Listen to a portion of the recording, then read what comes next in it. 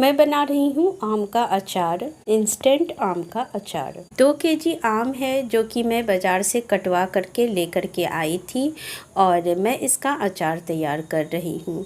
आप अगर कटवा करके नहीं लेके आ रहे हैं तो आप घर में आराम से आप इसे अच्छे से धो लीजिएगा आम को, उसके बाद आप उसे काट सकते हैं। चूँकि मैं बाज़ार से कटा हुआ आम ही लेकर के आई हूँ तो इसे मुझे धोना पड़ेगा। तो मैंने आम को धो लिया है अच्छी तरह से। टेबल पर मैंने इस तरह से फैला दिया और पंखे के पास मैंने इसे रख दिया था और पंखे के हवा में ये जो है सो रात भर मैंने इसे सुखा लिया है। आप अगर सुबह में आम लेकर के आएंगे तो आप इस तरह से जो है सो इसे धो करके धूप में आप 1-2 घंटे के लिए आप इसे अच्छी तरह से सुखा लीजिए, उसके बाद आप अचार बना सकते हैं। तो आम का अचार बनाने के लिए सबसे पहले इसका मसाला तैयार कर लेते हैं। तो मसाला मैं यहाँ पर मेजरमेंट करके ले रही हूँ, जिसके लिए मैंने 1 मेजरमेंट चम्मच का इस्तेमाल किया है। तो मैं यहाँ पर मेथी दाना ले रही हूँ 1 चम्मच और आधी चम्मच, यानी कि 1.5 चम्मच मैं ले रही हूँ मेथी दाना और 1.5 चम्मच मैं जीरा भी ले रही हूँ। अगर आप इस तरह से मसाला मेजरमेंट करके लेते हैं ना तो अचार में सारे मसाले परफेक्ट पड़ते हैं, कुछ भी कम ज़्यादा नहीं होता है और स्वाद अचार का बहुत अच्छा आता है। तो उसी तरह से मैंने 1.5 चम्मच धनिया भी ले लिया है और 1 चम्मच मैंने लिया है काली मिर्च, ठीक है। और 1 चम्मच मैं ले रही हूँ यहाँ पर सरसों, काली सरसों 1 चम्मच और 1 चम्मच मैंने यहाँ पर लिया है पीली सरसों। काली सरसों और पीली सरसों दोनों मिलाएंगे तो 2 चम्मच मैंने सरसों का इस्तेमाल किया है। 1 चम्मच मैंने लिया है यहाँ पर सौंफ और थोड़ी सी मैंने लौंग लिया है और 4 हरी इलायची लिया है। आप चाहें तो यहाँ पर बड़ी वाली इलायची भी 1-2 ले सकते हैं, मेरे पास नहीं था तो मैंने नहीं लिया। और फिर मैंने 1 टुकड़ा दालचीनी का लिया है और थोड़ा सा मतलब 1 स्टार फूल है जो टूट गई है। थोड़ा सा मैं तीखी वाली रेड मिर्च ले रही हूँ, आप देख सकते हैं तीखा वैसे आप अपने हिसाब से कम ज़्यादा कर सकते हैं। तो यहाँ पर मेरे हिसाब से अगर आप देखेंगे तो करीब 15 से 20 मिर्ची मैंने लिया है और इसमें मैं डालूंगी कश्मीरी लाल मिर्च, क्योंकि अचार में ज़्यादा अच्छा कश्मीरी लाल मिर्च का ही रहता है। इससे अचार का कलर काफ़ी अच्छा आता है और तीखा भी बहुत ज़्यादा नहीं होता है। तो सारा मसाला मैंने तैयार कर लिया है और अब चलते हैं इसे थोड़ा रोस्ट करने के लिए। तो जिसके लिए मैंने कढ़ाई को गरम कर लिया और मसालों को मैं हल्का रोस्ट कर रही हूँ। मसालों को रोस्ट करके लेना बहुत ज़रूरी है क्योंकि इसमें जो भी नमी होगा वो ख़त्म हो जाएंगे और मसाले थोड़ा इसके फ्लेवर जो है सो वो एक्टिवेट हो जाएंगे और मसालों का जो फ्लेवर है ना वो काफ़ी अच्छा आएगा। तो इसे बहुत ज़्यादा रोस्ट नहीं करना है। जब आप देखेंगे सरसों थोड़ा सा पटपट करना शुरू करेगा, बस आप समझिए कि मसाले हो चुके हैं और मेथी दाना भी हल्का सा गोल्डन ब्राउन हो जाएगा। इससे ज़्यादा मसालों को रोस्ट नहीं कीजिएगा वरना मसाले जल जाएंगे और इसके फ्लेवर जो है सो वो भी ख़त्म हो जाएंगे। आप देख सकते हैं मैंने मसालों को रोस्ट कर लिया है। तो देखिए मसाले कितने अच्छे रोस्ट हो चुके हैं और इसे अब एक प्लेट में निकाल लेते हैं।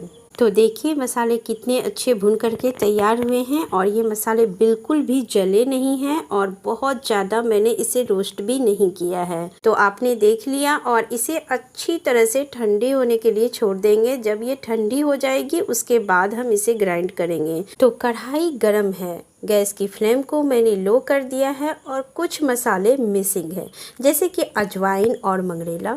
तो मैंने यहाँ पर 1 चम्मच अजवाइन ले लिया है और उतना थोड़ा सा कम मैंने मंगरेला का भी इस्तेमाल किया है। तो इसे भी थोड़ा सा भून लेंगे और इन मसालों को ग्राइंड नहीं करना है, इसे अलग प्लेट में निकाल करके रखेंगे और इसे खड़ा यूँ ही मसाला अचार में डाल देना है।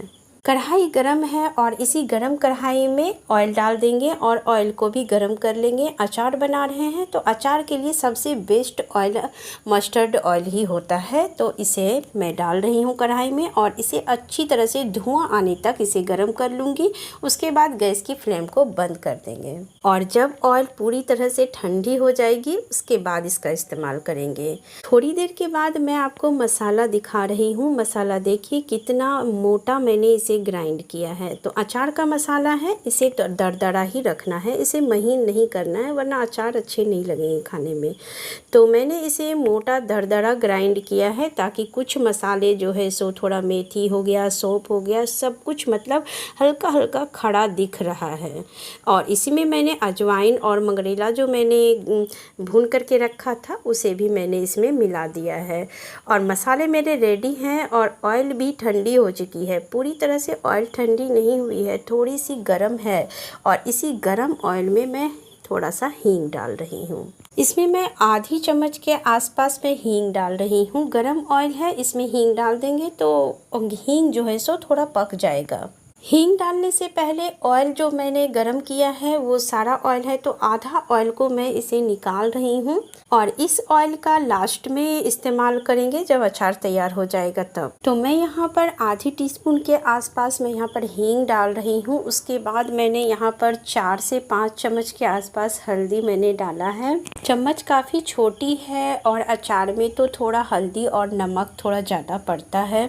इसके बाद मैंने 2 चम्मच कश्मीरी लाल मिर्च डाल दिया और फिर मैं इसमें नमक डाल रही हूँ। नमक भी मैं 5 से 6 चम्मच डाल रही हूँ। और हाँ, इन सारे मसालों को मैं हल्का सा गुनगुना ऑयल में डाल रही हूँ। अभी गैस की फ्लेम हालांकि बंद है और मैं इसमें सारे मसालों को मिला रही हूँ।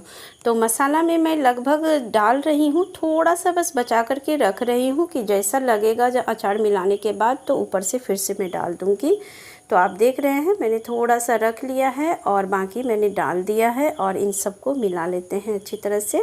मैं इंस्टेंट अचार बना रही हूँ इसलिए मैं इस तरह से बना रही हूँ और इसे धूप दिखाने की कोई ज़रूरत नहीं है। आप अचार बना करके तैयार कर सकते हैं और आप इसे खा सकते हैं और इसे आप सालों भर स्टोर करके भी रख सकते हैं। ये अचार बिल्कुल भी ख़राब नहीं होते हैं। और अगर आप इस तरह से तैयार नहीं करना चाहते हैं तो कोई बात नहीं है। डर लगता है कि अचार ख़राब हो जाएगा, लेकिन ख़राब बिल्कुल भी नहीं होता है। यकीन मानिए मैंने बहुत बार ट्राई किया है, बहुत बार बनाया भी है इस तरह से और स्टोर करके भी मैंने रखा है और खाया भी है।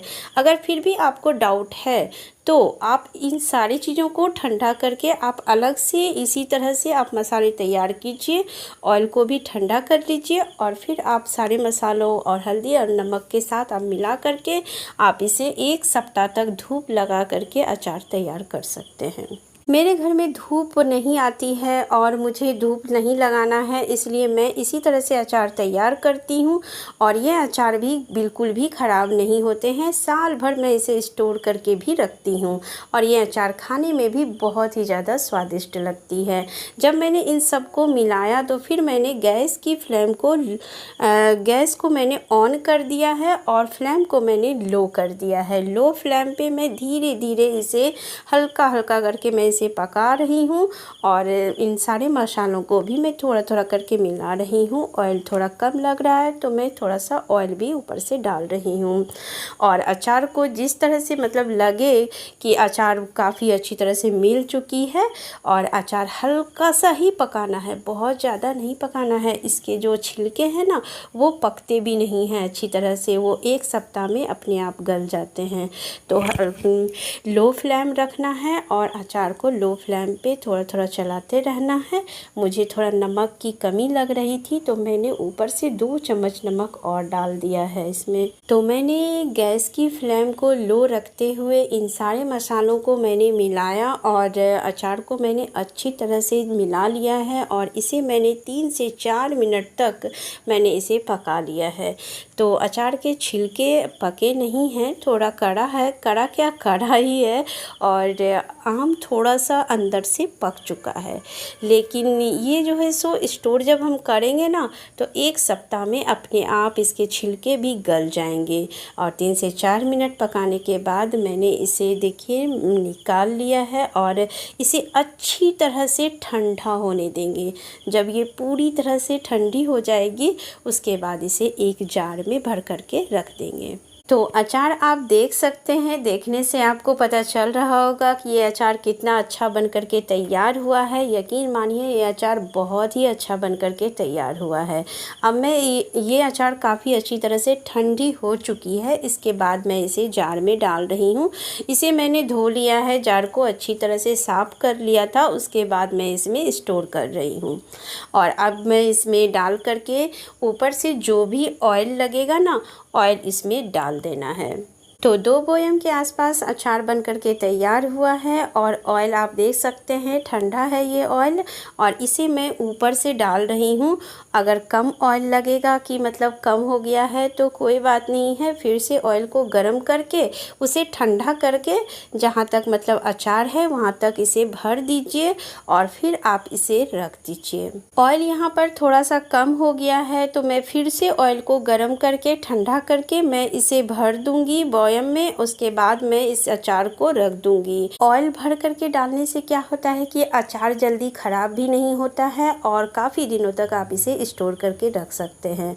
तो कैसी लगी मेरी ये अचार की रेसिपी प्लीज़ कमेंट बॉक्स में ज़रूर बताइए। अगर अच्छी लगे तो प्लीज़ इसे लाइक कीजिएगा और अपने लोगों के पास भी वीडियो को शेयर कीजिएगा।